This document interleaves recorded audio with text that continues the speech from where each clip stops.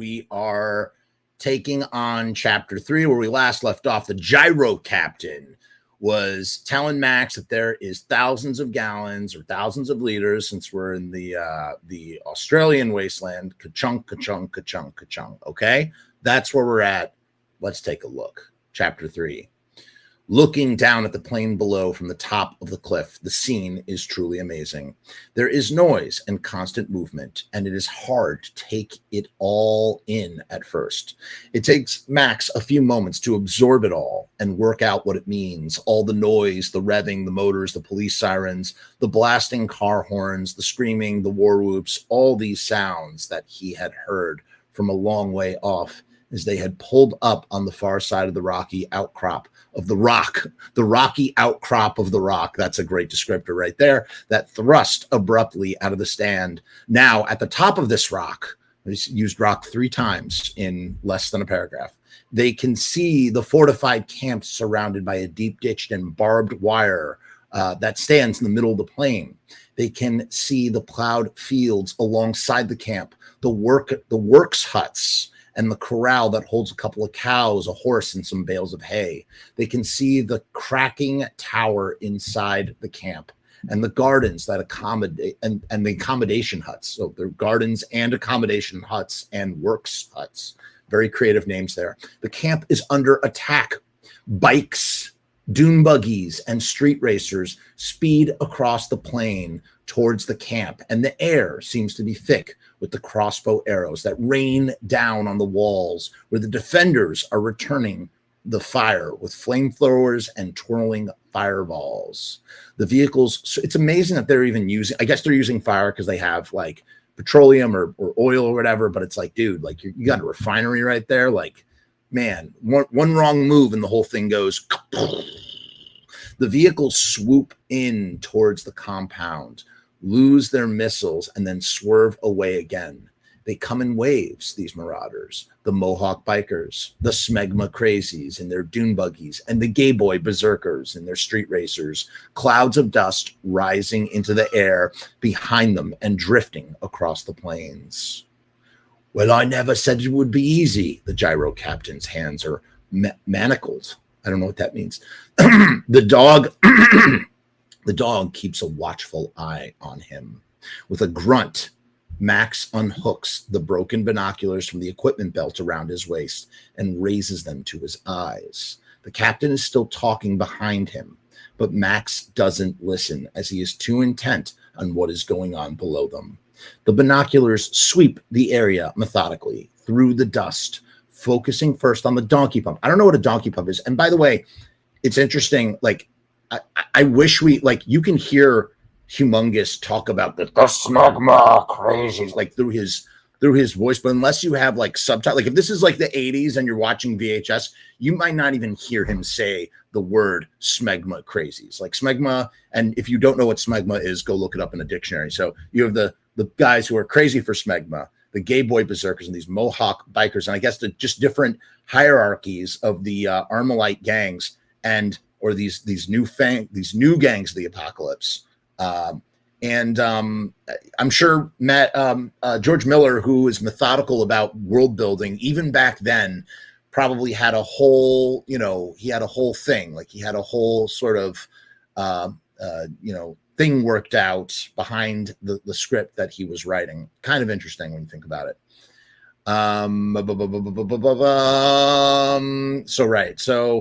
So the binoculars sweep the area methodically through the dust, focusing on the donkey pump. I guess a donkey pump is like an oil pump, right? Inside the camp. Then moving up to the flamethrower. So this is literally a novelization description of what's being seen through a binocular. Then moving up to the flame along the pipes, then up against the cracking tower. So it seems that the gyro captain wasn't lying after all. It looks like there's plenty of oil down there, a bonanza, a supply that could last for years. The only thing is, it's no secret that the oil is there. That's the thing that the gyro captain did not mention. The marauders are all attacking. The vermin rule the world. The binoculars pause briefly on one of the defenders on the wall of the camp as he fires arrows down at the vehicles beneath the wall. Next to him, a body hangs. Uh-oh. Let's not screw this up now. A body hangs over the edge of the wall, suspended there by one caught foot. Suddenly, there is a voice, booming, amplified, giving orders. Max swings the binoculars across the right towards where the voice is coming from. He sweeps forward and then back, panning right across the confused and crowded drama that is being enacted in the dust. It's amazing how this scene in the movie is so brilliant. It's just all show no tell. It's just pure cinematic like description, right? And now reading it, it's just not as interesting. The binoculars stop their sweep. Max focuses. The humongous rules the vermin. One of my AOL screen names used to be Humongous 85. And it probably looked a lot worse than it was, because in my innocent mind, I was like, no, I'm just naming myself after the Humongous from the Road Warrior, but it probably looked like something else. The vermin rule the world. The vermin are throwing themselves against the high fortified walls of the camp. Like terriers, they are darting in, firing off their weapons, and swinging away to regroup, to reform in readiness for another stinging attack. And the voice speaking into the handheld microphone directs them, the humongous. This is siege warfare 101, whether it's in the apocalypse or the Middle Ages or 2,000 years ago. It is a timeless, you could almost say it's part of the human condition to enact siege warfare, right or wrong, sad or not, it is, right? Like, so here it's happening. Max stares at the huge man in the double-engined frame on 6 wheels, the great hulk of the man, the powerful muscles rippling on his bare arms and his face covered with a metal mask. Now, that metal mask is like almost like a hockey mask. It's kind of Jason Voorhees, before Jason Voorhees, because the humongous predates Jason in the hockey mask, if you can believe that or not. Also, originally in the story, the humongous is supposed to be the goose. The goose survives, badly burned, and becomes the humongous, just the way that some of the other MFP patrol sort of desert the force and become marauders themselves. Max stares at the huge man in the right. I already said that part. The humongous, the marauder, deploying his troops, launching attack after attack, yelling into the microphone in his hand, watching as the vehicles, the buggies and the bikes, the street racer dart in towards the walls of the fortress beneath a layer of red dust. The humongous, the fiend in the metal mask, Viking and Vandal, Attila the Hun, the brute personified, who leads his army of Mohawk bikers, smegma crazies, and gay boy berserkers, the riffraff that have attached themselves to his growing band of raiders. Right, that's what it is. So if you read the comic book for Mad Max Fury Road, George Miller, or the story, whatever, Nicholas, the guy who wrote it with him, who plays the grease rat in the first Mad Max, those are separate gangs. The Mohawk bikers, the smegma crazies, and the gay boy berserkers all unite under the humongous, right? That's what happens. It's the same thing that happens with Immortan Joe. The gangs start to consolidate, right? So the towering humongous, who knows anything about him? Where does the truth end and the legend begin? Perhaps there is legend in the truth and truth in the legend. That's a whole bunch of phooey. You could have just told us something interesting that we didn't know about the humongous, right? The battle rages, part of the perpetual warfare that has virtually reached stalemate, but there is no letting up because the stakes are too high, and they're made higher by the fact that you're defending your position with flamethrowers and your materials, and you're attacking with I don't know what you're attacking with. You're attacking with arrows that could shoot and destroy containers. But, at the end of the day, it's a powder keg, right? And it's not like they're not attacking out of ideology per se. They're attacking for material needs, right? That's why they're doing it. So it doesn't really make all that much sense, right? And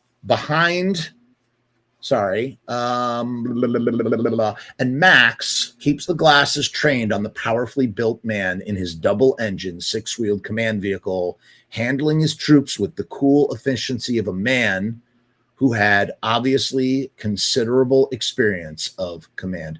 That is a terribly written sentence. Again, the writing in this is so much lazier than it was in the first one. And the first one had some good bits, but this is really just bare minimum. I'm sorry to say, like, why not call I think his vehicle's called like the Lone Wolf or something. Like, give it a name and then describe what it is. Don't just tell us what it is, man.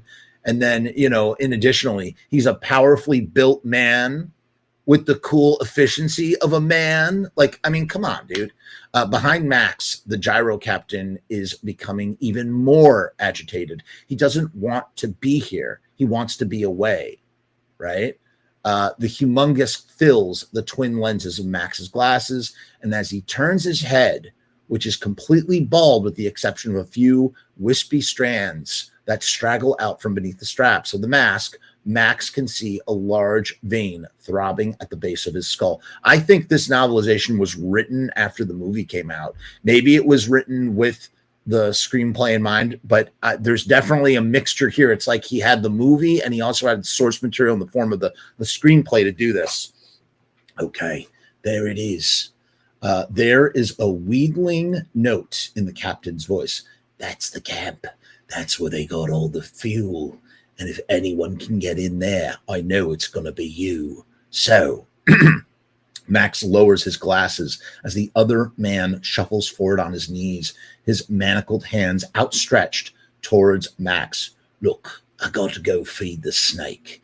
You let me loose now. I've kept my word, haven't I? I brought you here like I said I would. He shakes his head. I wasn't going to do you any harm. Me, I'm a meek and mild. Well, it wouldn't have hurt anyone. You should know that. All my life I've been wanting. I've been dreaming.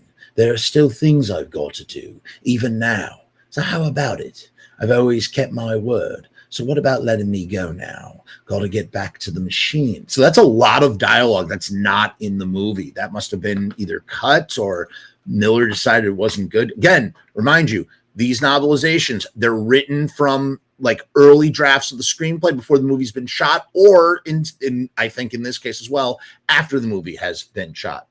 Max pushes himself onto his feet and reaching down, his face remaining expressionless because he doesn't feel anything anymore, grabs the man kneeling at his feet by the collar and drags him back across the ground to a tree.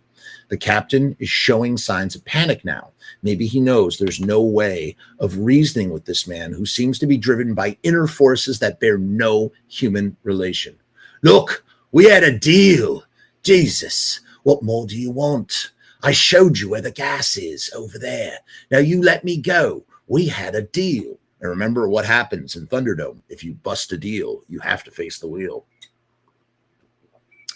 But Max is already chaining him to the tree, securing him fast. He works very quickly, efficiently. The arrangement was I wouldn't kill you. That's what the deal was. Also, he can't let this guy go. What if he goes down and tells the marauding game? Maybe he knows him. Maybe he'll give up his position. It's better. The gyro captain very willingly gave up the position of the oil refinery. What's to say if he wasn't captured by the marauders that he wouldn't give up the position of Max? Shit! You double-crossing, what right have you got? The captain is red in the face. He is angry. His pale eyes bulge. Okay, so this is definitely not from the movie. A vein throbs in his temple and his mouth twitches. The twitch becomes even more pronounced when Max pushes the shotgun close to his face. The man means business. His voice is low and menacing. I'd reckon I'd gotten myself a bargain, wouldn't you? The captain's Adam's apple lifts, then drops again. He gulps a couple of times, and even when Max lowers the gun and turns away from him, moving back to the crest of the ridge and the sounds of all-out warfare that are rising from the valley below, he doesn't speak. He had seen the flat, empty expression in the other man's eyes, cold, deadly, devoid of any feeling at all, and had known beyond any shadow of a doubt that he wasn't bluffing.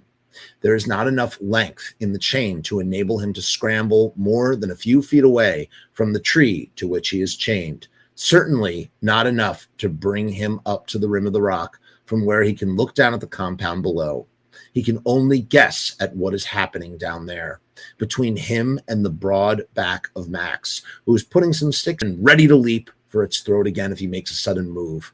So the captain has settled back against the tree and waited to see what happens. There's just some great in the movie. There is some really great interplay between the gyro captain, Max, and dog, between the dog staring at him as he procures an object wrapped in a red velvet cloth, holding it carefully with reverence almost, as if something of immense value. The dog, too, is sensing something momentous is about to happen. And that is watching Max. The dog, too, sensing something momentous is about to happen, is watching Max. Its cunning yellow eyes fixed on him, head lifted from between its paws, ears pricked. Max slowly unwraps the red velvet from around the object, which proves to be an elegant silver fork of such craftsmanship, such elegance, a lovingly worked product from another age, that it looks ridiculously out of place in this setting. With the other hand, Max lifts the can, and the silver fork plunges into the lumpy brown dog food. So you get this incredible juxtaposition of fancy fork and dog food. Mind you, the fancy fork that he is eating with is in the movie. I can visualize it as I'm reading this, but it's interesting how, wow, that is what a great juxtaposition right there. They watch him eat, the dog and the gyro captain, and Max seems oblivious to either of them.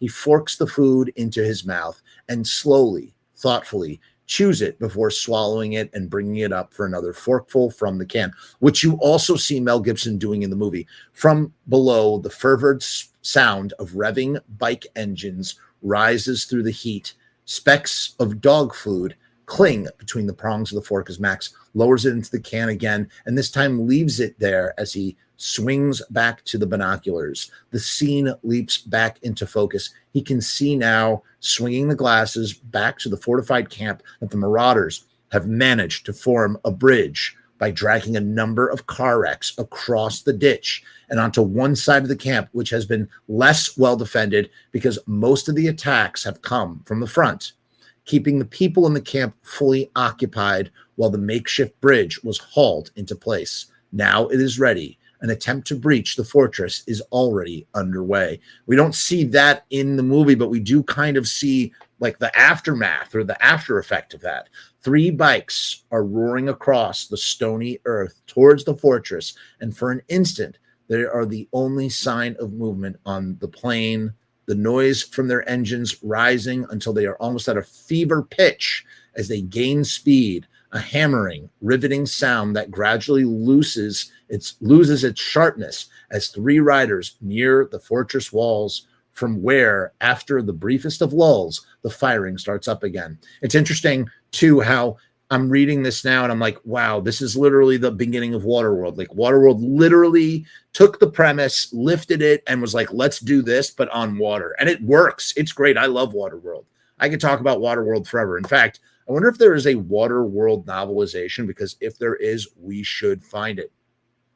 Then, just as the bikes have almost reached the bridge of the wrecks, the 2 outside riders peel away, one to the right and one to the left, swerving and racing on just beneath the walls to draw the fire of the defenders on the ramparts above.